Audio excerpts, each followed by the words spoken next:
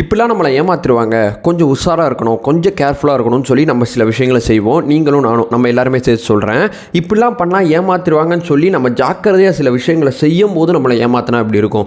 இப்படிலாம் போனால் மாட்டிப்போம், நம்மளை ஈஸியாக வந்து ஏமாத்திடுவாங்க, இப்படிலாம் போய் இந்த மாதிரி பாயிண்ட் வச்சா ஏமாத்துறது கஷ்டம் அப்படின்னு சொல்லி சில பாயிண்ட்டுகளை நம்ம வைக்கும்போது நீ என்ன வேணால் பண்ணு, உன்னை ஏமாற்றணும் முடிவு பண்ணால் ஏமாற்றுவோம் அப்படின்னு சொன்னால் எப்படி இருக்கும்?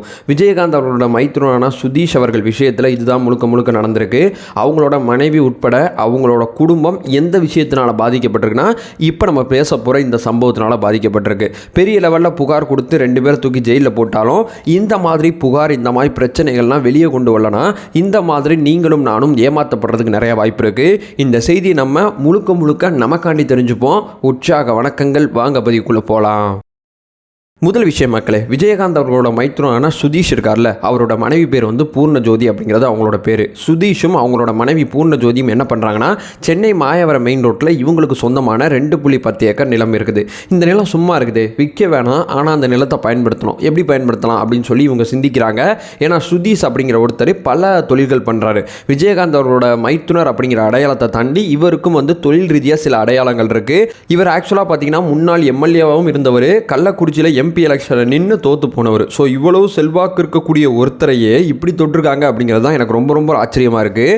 சரி, இந்த சுதீஷ் அவர்களும் அவங்களோட மனைவியும் சேர்ந்து 2014 என்ன ஐடியா பண்ணுறாங்கன்னா, இந்த இடத்துல ஒரு அப்பார்ட்மெண்ட் கட்டிட்டு அந்த அப்பார்ட்மெண்ட்டை வந்து சேல் பண்ணோம்னா கொஞ்சம் நல்லா இருக்குமே அப்படின்னு சொல்லி ஐடியா பண்ணுறாங்க.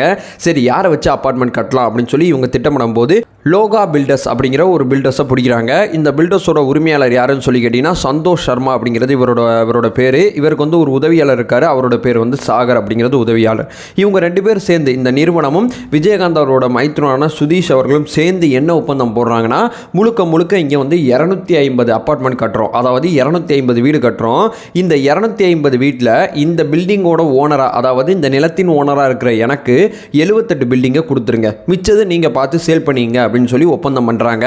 250ல் 78 எங்களுக்கு கொடுக்கணும்னு சொல்லி 2014 ஒப்பந்தம் போடுறாங்க. ஒப்பந்தத்தின் அடிப்படையில் இங்கே வேலை கிடுகிடு நடக்குது.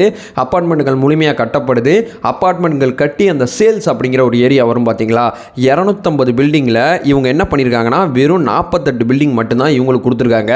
மிச்ச பில்டிங் எல்லாமே இந்த ஒப்பந்தத்தின் அடிப்படையில் 78 பில்டிங் இவங்ககிட்ட தானே இருக்குது, இவங்க தானே இதோட ஓனர் அப்படிங்கிற மாதிரி கண்ணோட்டத்தில் இருக்குள்ள சட்டத்தின் அடிப்படையில், அந்த ஒப்பந்தத்தின் அடிப்படையில் இந்த 78 பில்டிங்கில் மிச்சமாக விற்றுருப்பாங்கள்ல சில பில்டிங்கு, அந்த பில்டிங்கில் இவங்களோட கையெழுத்து போட்டு விற்றுருக்காங்க.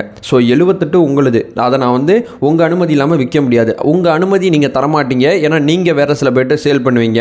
இந்த 78 பில்டிங்கில் நான் மோசடி பண்ணணும், அதனால உங்கள் கையெழுத்தை போட்டு சில பில்டிங்கை நானே விற்றுட்டேன் அப்படிங்கிற மாதிரி வந்து இந்த சந்தோஷ்குமாரும் இவரோட உதவியாளர் சாகர் அவர்களும் சில மோசடிகளை செஞ்சுருக்காங்க. இதனால் இவங்க என்ன சொல்கிறாங்கன்னா, இந்த விஜயகாந்த் அவர்களோட மைத்துனர் குடும்பம் என்ன சொல்கிறாங்கன்னா, நாங்கள் முழுக்க 43 கோடி ரூபாய் லெவலுக்கு பாதிக்கப்பட்டிருக்கோம், அவ்வளோ பணம் எங்கள்கிட்ட மோசடி பண்ணிட்டாங்க, ஒப்பந்தத்தின் அடிப்படையில் இந்த பில்டிங் எங்களுக்கு தான் கொடுக்கணும், அதில் எந்த மாற்று கருத்தும் இல்லை, இந்த 78 பில்டிங் வந்து நாங்கள் முடிவு பண்ணலாம், இவர் கொடுக்கலாமா அவர் கொடுக்கலாமா, இந்த ரேட்டு கொடுக்கலாமா அந்த ரேட்டு கொடுக்கலாமாங்கிறது எங்களோட சுய விருப்பம்.